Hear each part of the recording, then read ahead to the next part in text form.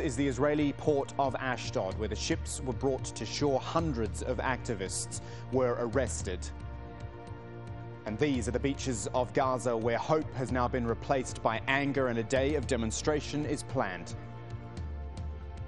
Israel now says 9 people were killed in the attack at sea. The protesters claim to have raised flags of surrender.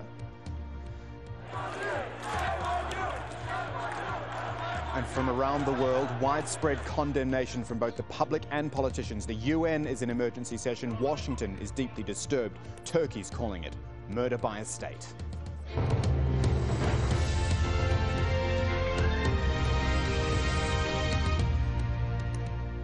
The Palestinian president has called it massacre. Turkey, state-sponsored murder.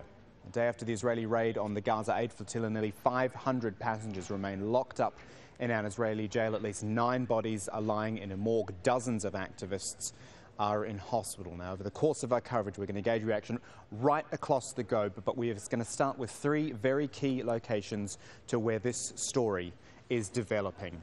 There is Turkey, where most of the dead are thought to have come from. Anita McNaught is there for us in Ankara. We're also going to be live to Gaza City.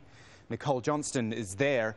That's where, of course, the aid, that's Ayman Mohideen, who's in Ashdod, actually. We'll be coming to him in a moment. In fact, let's go to Ayman right now. Ayman Mohideen, an update from you. Well, Kamal, a short while ago, the Israeli Foreign Ministry confirmed that, in fact, all 535 or so passengers that were on board the Mavi Marmara have been offloaded into the detention center behind me, and each one of these members, if you will be presented with one of 2 options. One, they will either accept and agree to immediate deportation, at which point they will be then immediately sent to Ben Gurion Airport and deported back to their countries of origin.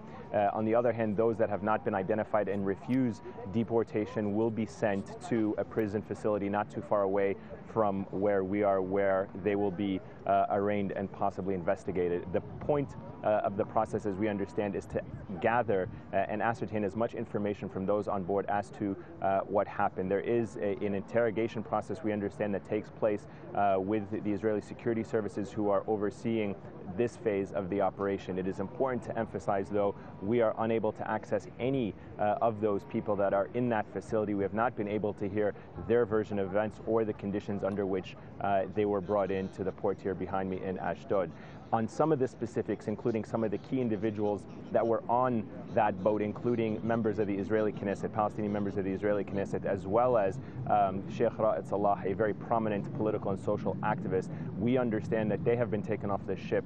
The Israeli member of the Knesset, under the legislative immunity that she is granted, has been released. However, Sheikh Ra'ad Salah has been arrested and was expected to appear in court later to face charges. So there are some specifics on the conditions of those that have been released. Those are mainly Israeli citizens. For all the other foreign nationals, it has been very difficult to get information about their conditions. We are hearing accounts from relatives who are seeking information on their missing relatives. Some of them have been injured, some of them are still unaccounted for. So still information trickling in on the conditions of these hundreds of activists that have been detained. Kamal. Ayman, what else are the Israelis saying, the Israeli army as well? Because yesterday it seemed they were very keen to get the line out as much as possible with certainly the media where you are in Ashdod. Any further word from them? Absolutely. It was a theme that we heard reiterated time and time again from Israeli officials, that those on board the ships were preparing, or at least had prepared for premeditated violence against the Israeli soldiers. We heard the phrase Al-Qaeda terrorists and sympathizers being thrown around from Israeli officials.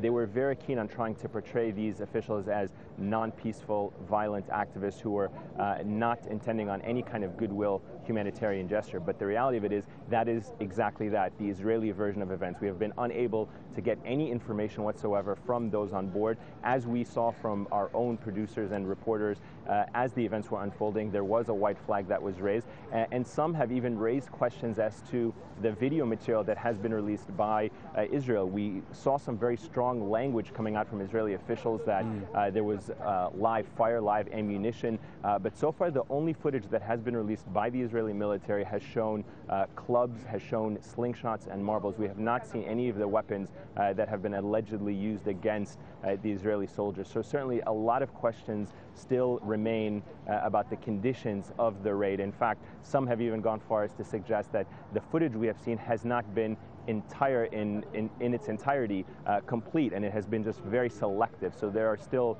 a great deal of questions that need to be answered. Eamon, stick around. We're of course going to come back to you a lot throughout the day. I want to move down to Gaza City now, talk to Nicole Johnston. Nicole, after the obvious initial anger of the first 24 hours, now what in Gaza? Now it's, I suppose, in some respects, more anger and more protests. Hamas has called on the people of Gaza to protest for a second day today. We're expecting hundreds of people to come down to the port because there were hundreds of people on Monday. University students, members of Hamas, members of Islamic Jihad, they held a number of rallies, and we're expecting more of the same in terms of rallies today. There's also expected to be some strikes across the Gaza Strip, and the rallies, of course, will not only be confined to Gaza this time, they'll also be Gaza City, that is, they'll be across the entire Strip in a number of different towns. And the whole Strip presumably still completely locked down, no one's in or out through land crossings, not just sea crossings.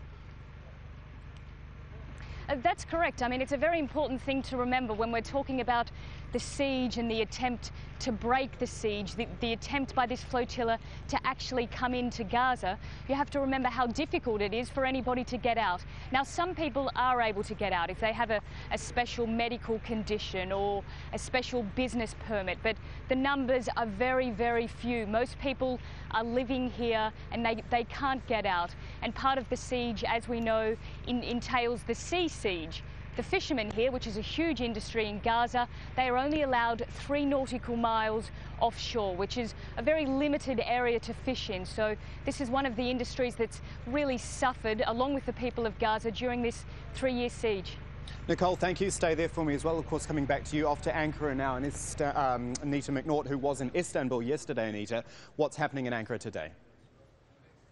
Well, it's all about the political response today, Kamal. That's why we're here. And I'm standing just down the road from the Israeli embassy, which was the scene of very lively protests yesterday. You can see, I think, behind me possibly, the level of security provided by the Turkish police today.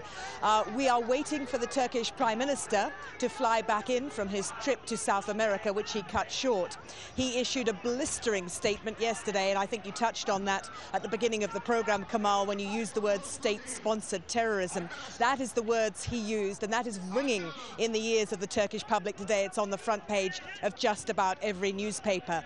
It was very interesting watching him give that press conference yesterday, because the Turkish Prime Minister, Recep Tayyip Erdogan, is a man of considerable and discernible passion. He has a short fuse. He's known to lose it from time to time. But yesterday, his reaction, for us who are watching it, was one of controlled fury.